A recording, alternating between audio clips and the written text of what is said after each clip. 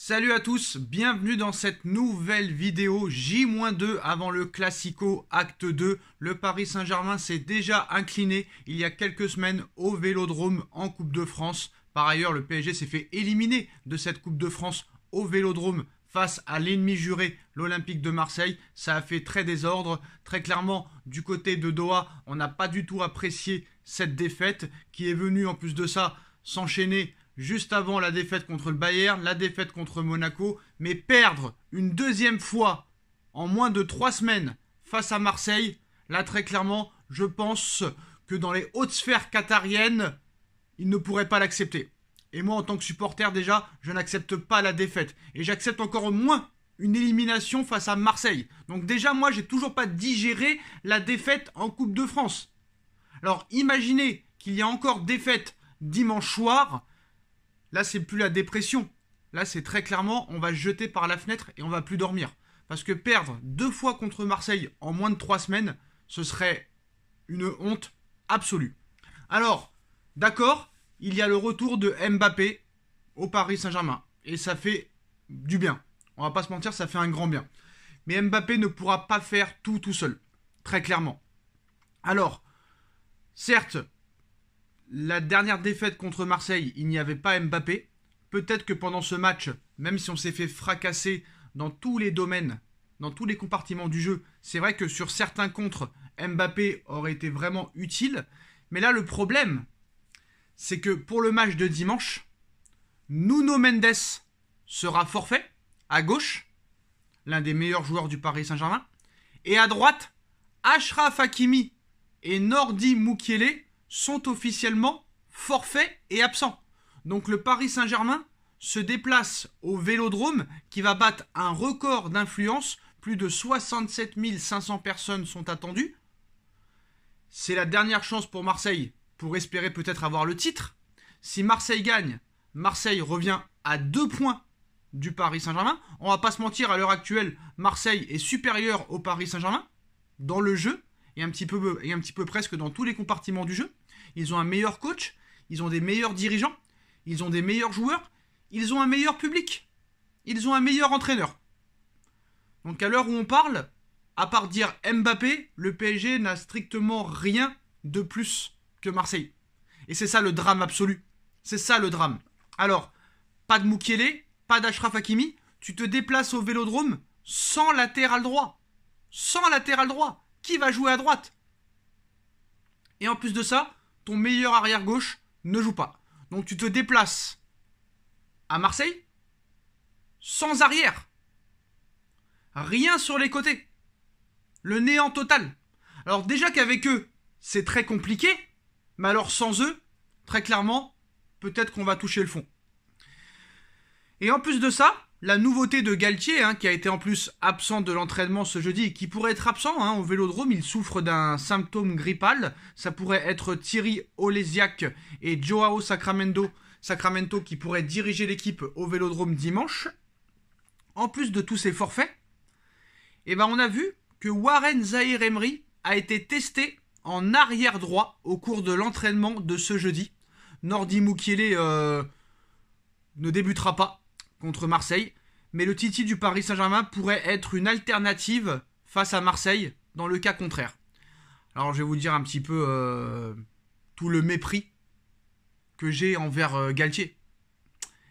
Sous prétexte que Warren Zaïre-Emery fait des montées très offensifs, fait des montées vers l'avant, Galtier en a conclu que ça pourrait être une alternative sur un côté. Que ça pourrait être un joueur de côté. Navrant. C'est vraiment navrant. C'est affligeant. Autant d'incompétence. Je vais te donner une petite leçon footballistique, monsieur Galtier. Si tu as déjà vu ton joueur jouer. Parce que des fois tu l'as mis sur le terrain. Je ne sais pas si tu es au courant. Mais Warren Zaïre-Emery est un joueur axial. Un joueur d'axe. Et aucunement un joueur de côté. Et sa volonté, j'ai envie de te dire, d'aller vers l'avant ne ferait justement pas de mal au milieu, vu le manque d'initiative des autres joueurs. Parce que tous les milieux de terrain que tu as au Paris Saint-Germain, il n'y a personne qui va vers l'avant. Le seul qui va vers l'avant, c'est Warren. Et toi, tu veux le mettre sur le côté? Et à un moment donné, il faut arrêter l'incompétence. Warren Zaïre-Emery est un joueur axial. Warren Zaïre-Emery, au milieu de terrain, c'est le seul qui apporte offensivement. Et tu veux me le jeter? Tu veux me le jeter sur un côté droit? Honnêtement, le mec, il le fait même pas jouer contre Pays de Cassel. Il le fait même pas jouer contre Angers. Mais il le balance contre le Bayern. Il le balance contre Rennes. Et en plus de ça, ça n'a pas été le plus mauvais. Loin de là. Mais pour moi, ce serait une faute professionnelle de mettre Warren Zaïre-Emery à droite. Félicitations encore à Monsieur Campos, hein, qui apparemment ne sait pas qu'il peut y avoir des blessures dans une équipe.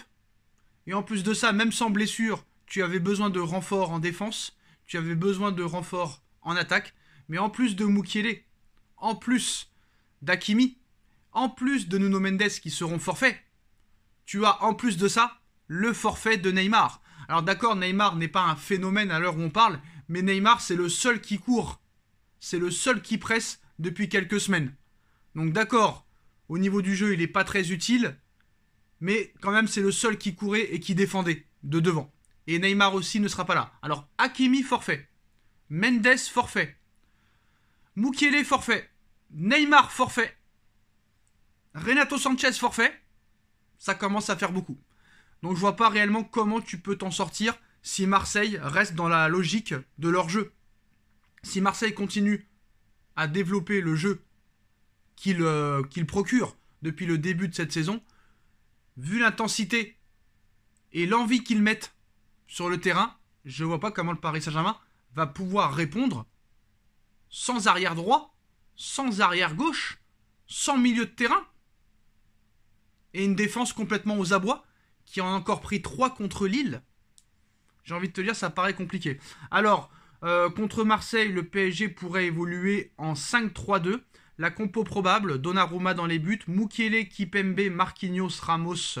Enfin non, pas Mukiele parce que Mukiele sera absent. Voilà, tellement que j'étais sûr qu'il était là. Mais non, il n'est pas revenu encore. Donc ce sera sûrement Donnarumma dans les buts, Kipembe, Marquinhos dans l'axe et Ramos.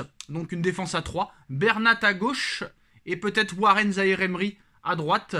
Vitinha, Verratti, Ruiz au milieu de terrain, Messi, Mbappé. Ça m'étonnerait même pas que Galtier joue le 0-0 pour garder et conserver 5 points d'avance. Parce que oui, si Marseille gagne, Marseille revient à 2 points. Et ça, Galtier le sait très bien. En plus, Galtier, il sait très bien qu'il est en danger.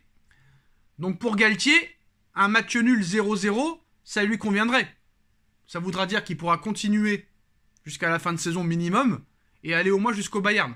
Parce que je pense que si le Paris Saint-Germain perd et s'incline au Vélodrome, je pense pas que Galtier restera. Parce que ça ferait 6 défaites depuis le mois de janvier, 2 contre Marseille en moins de 3 semaines, ça serait beaucoup. Et je pense que ça passerait pas du côté des hautes sphères. Alors maintenant, hein, comme vous le savez, du côté du Paris Saint-Germain, on prépare déjà l'après-Galtier. Donc ça veut dire qu'il n'y a aucune confiance en Galtier. En difficulté pour sa première saison au Paris Saint-Germain, l'entraîneur Christophe Galtier voit les noms de potentiels remplaçants s'accumuler après Zidane ou encore Thomas Tuchel, Steven Gerrard ainsi que José Mourinho. C'est Thiago Motta qui alimente les rumeurs aussi depuis quelques jours autour du club de la capitale. Comme beaucoup d'autres entraîneurs menacés avant lui, Galtier a été pour l'instant rassuré dans son poste d'entraîneur. Le coach du Paris Saint-Germain, lui, ne se sent pas en danger, puisque ses dirigeants apparemment lui ont répété leur confiance. Un discours pas du tout crédible, compte tenu de la situation des Parisiens à l'heure actuelle, surtout après la défaite contre le Bayern 1-0 à l'aller. Une nouvelle élimination dès les 8e de finale de la Ligue des Champions passerait très très très mal. Et j'ose imaginer la réaction au Qatar si le Paris Saint-Germain venait en plus de ça à perdre le titre en Ligue 1. Alors le PSG prépare l'après-Galtier. Faut-il virer Galtier après Marseille si jamais il y a défaite? Ce n'est sûrement pas un hasard si Galtier est annoncé sur la sellette, d'autant que les noms de potentiels successeurs commencent à s'accumuler. Sans surprise, la piste menant à Zidane est vite réapparue. Il faut dire que l'ancien coach du Real n'est plus focalisé sur l'équipe de France après la prolongation du sélectionneur Didier Deschamps. On parle également d'un possible retour de Thomas Tuchel, même si l'Allemand aurait déjà posé certaines conditions afin d'éviter les tensions connues avec Leonardo lors de son premier passage. Quoi qu'il en soit, il n'y a aucun coach qui va vouloir travailler avec Campos. Donc Campos va devoir partir et ce serait mérité. Mais ce n'est pas tout. La presse italienne aujourd'hui ajoute maintenant que Thiago Motta est une piste sérieuse à la liste. En effet, le travail de l'Italo-Brésilien avec Bologne, actuel 8e de Serie A, ne passe pas inaperçu. La direction francilienne suit sa progression à distance, nous apprend le Corriere di Bologna. Rappelons que l'ancien milieu de terrain passé par le Paris Saint-Germain en tant que joueur et a également entraîné les U19 du PSG, a noté que l'Inter de Milan s'intéresse également à la trajectoire de Thiago Motta en cas de départ de Simone Inzaghi. Thiago Motta au Paris Saint-Germain, j'ai envie de te dire, pourquoi pas? Mais à condition que tu le laisses travailler. Alors d'accord, Bologne est 8e de Serie A, mais il faut voir aussi les matchs. C'est pas non plus exceptionnel. Et en plus de ça, déjà 9 défaites en Serie A cette saison. Il n'y a que des victoires ou des matchs nuls avec Thiago Motta. Pour moi, ce ne serait pas la situation idéale. Pour que Thiago Motta ou le style Thiago Motta vienne au Paris Saint-Germain, il ne faut pas de stars dans l'équipe. Très clairement. Tant qu'il y aura les Neymar, les Messi, les Mbappé, les Verratti et compagnie, il faudra attirer un coach de renom. Du style Guardiola, du style Klopp, du style Zidane ou du style Mourinho. Sauf que il n'y a que ces coachs-là qui pourraient peut-être gérer ce genre de joueurs. Mais tant que ces joueurs-là, ces stars-là seront là, il ne faut plus rappeler des coachs de second couteau. Du style Galtier, Pochettino, Thomas Tuchel, Thiago Motta. Si ces mecs-là viennent au Paris Saint-Germain, il leur faut aucune star dans l'équipe. Sinon, ils n'y arriveront pas. Les Neymar, Messi, Mbappé et compagnie sont complètement ingérables. Demandez à tous les coachs qui sont passés par le Paris Saint-Germain. Il n'y a aucun coach qui a réussi à gérer Verratti, par exemple. Ancelotti a échoué, Laurent Blanc a échoué, Emery a échoué, Tuchel a échoué, Pochettino a échoué et Galtier a échoué. Neymar, pareil. Personne n'a réussi à gérer ces joueurs-là. Donc, ce genre de coach-là pourra entraîner le Paris Saint-Germain quand il n'y aura plus aucune star. Mais tant qu'il y aura ces stars-là, ingérables, qui ont un melon surdimensionné et un ego surdimensionné, il faudra un coach de renom pour les cadenasser et les tenir en laisse. Et c'est pas Thiago Motta qui arrivera malheureusement. Demandez à ses prédécesseurs. Donc il faut un coach de renommée internationale qui sache gérer les stars, les caractères de starlet et surtout qui a déjà gagné. Donc du style Guardiola, Klopp et Zidane. Mais si tu veux voir ces coachs-là au Paris Saint-Germain, il faut leur donner les pleins pouvoirs. Et est-ce que les dirigeants qataris sont prêts à donner les pleins pouvoirs à un entraîneur? C'est toujours la question qu'on se pose.